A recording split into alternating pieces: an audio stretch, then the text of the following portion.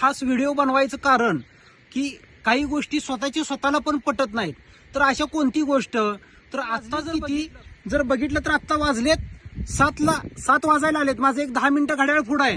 आता हे तुम्हाला खोटं वाटेल की बाबाने आता हे 7 वाजायला आलेत. याच्यात 18:55 झालेत. तुझं दिसत नाही का?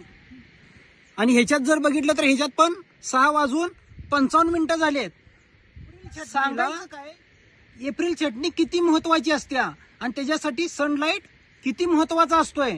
तर हे जर बघितलं तर आता आपल्याला अजून एक अर्धा तास तर याला उजेड मिळेल असं मला वाटतं. हे पूर्ण ढगाळ वातावरण आहे तरी पण म्हणजे द्राक्ष बाग पिकवत असताना आपल्या पूर्वजांनी जी एप्रिल चटणी केल्या तर ती का महत्वाची आहे. तर हिथं आपल्याला ह्या ज्या सनलाईटच्या टायमिंग वरनं आपल्याला हिथं समजत्या. म्हणताना प्रत्येक बागायतदारानं आता जो आपल्याला मिळालेला हा खराब ह्या वर्षी 2025 जो कालावधी आहे तर ह्याचा आपण योग्य पद्धतीनं पुरेपूर कसा सनलाईट किंवा कसा आपण ह्याच्यावर मात करू शकू अशा पद्धतीनं आपल्या काड्यांचं पानांचं नियोजन ठेवा. सांगायचं तात्पर्य फक्त एकच होतं की आता 7 वाजले तरी उजेड आहे.